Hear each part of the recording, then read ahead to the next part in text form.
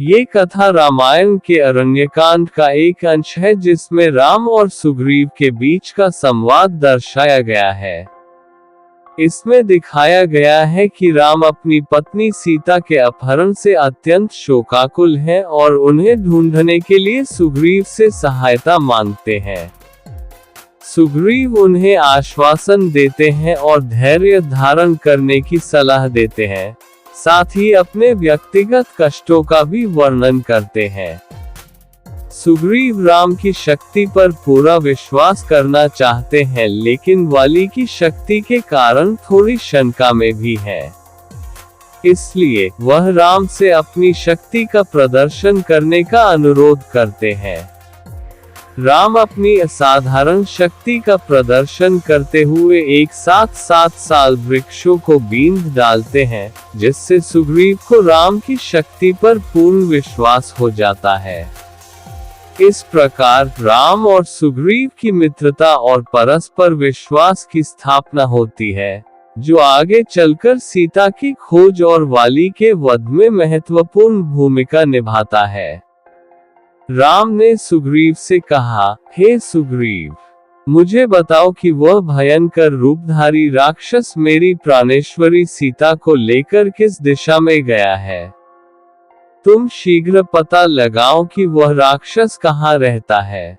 वानरराज, धोखे में डालकर और मेरा अपमान करके मेरी प्रियतमा को अपहरण करने वाला वह निशाचर मेरा घोर शत्रु है। मैं आज ही उसका वध करके सीता को मुक्त कराऊंगा। राम के शोक से पीड़ित वचन को सुनकर सुग्रीव ने उन्हें आश्वासन दिया, हे राम, मैं नीचे कुल में उत्पन्न उस पापात्मा राक्षस की शक्ति और गुप्त स्थान से परिचित नहीं हूँ, किंतु मैं आपको विश्वास दिलाता हूँ कि मैं शीघ्र ही ऐसा यत्न करूंगा कि मिथिलेश कुमारी सीता आपको मिल जाए। अतः आप धैर्य धारण करें। इस प्रकार से व्याकुल होना व्यर्थ है। व्याकुल होने पर मनुष्य की बुद्धि गंभीर नहीं रह पाती। आपको इस प्रकार से अधीर होना शोभा नहीं देता। मुझे भी पत्नी के विरह का महान कष्ट प्राप्त हुआ है, तथापि मैं पत्नी के लिए निरंतर शोक नहीं करता।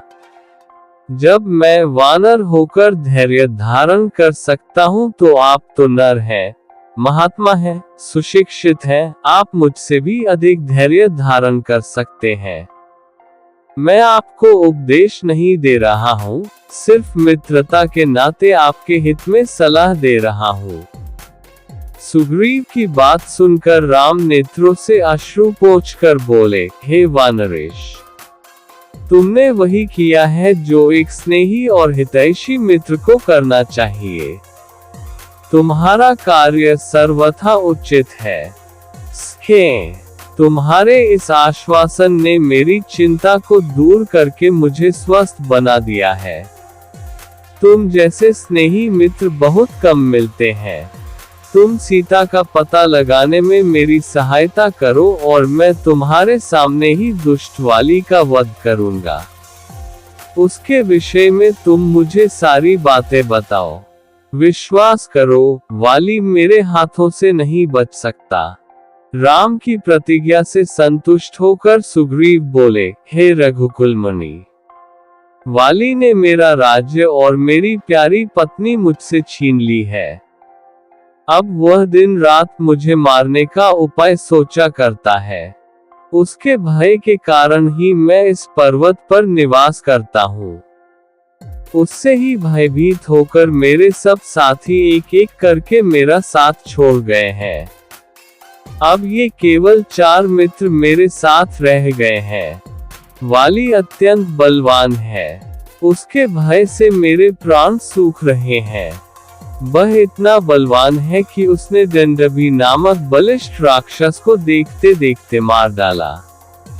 जब वह साल के वृक्ष को अपनी भुजाओं में भरकर झकझोरता है तो उसके सारे पत्ते झड़ जाते हैं।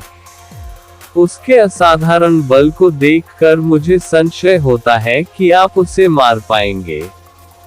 सुग्रीव की आशंका को सुनकर लक्ष्मण ने मुस्कुराते हुए कहा, हे सुग्रीव, तुम्हें इस बात का विश्वास कैसे होगा कि श्री रामचंद्र जी वाली को मार सकेंगे?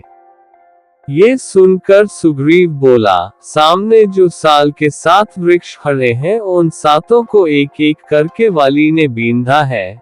यदि राम इनमें से एक को भी बींध दे तो मुझे आशा बंध जाएगी। ऐसी बात नहीं है कि मुझे राम की शक्ति पर पूर्ण विश्वास नहीं है, किंतु मैं केवल वाली से भयभीत होने के कारण ही ऐसा कह रहा हूँ। सुग्रीव के ऐसा कहने पर राम ने धनुष पर प्रत्यंचा चढ़ाई और बाण छोड़ दिया, जिसने भीषण टंकार करते हुए एक साथ 7 साल वृक्षों को और पर्वत शिखर को भी बींध डाला।